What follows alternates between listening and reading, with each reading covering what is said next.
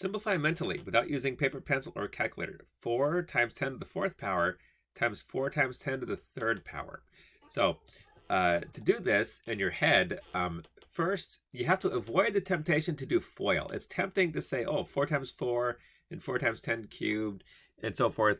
But FOIL is for binomials. So if it was 4 plus 10 to the fourth, 4 plus 10 to the third, then you would do FOIL on it and get whatever you get. But that's not what's going on. It's all multiplication. So if you look at the structure of this, the structure is just like 4x to the fourth times 4x to the third, where instead of an x, it's a 10.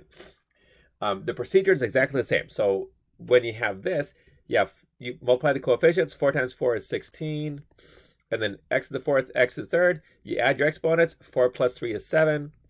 So 16x to the 7. Okay, so let's do that. But instead of x to the 7, it's going to be 10 to the 7. And so in your head, you do 4 times 4 is 16.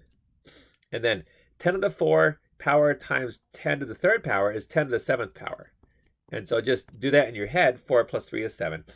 And then if it was an x, you'd be done. But I can take this one more step, because 10 to the 7th power, that just means a 1 with 7 zeros after it. So in your head, you think 16 times a 1 with 7 zeros. 1, 2, 3, 4, 5, 6, 7.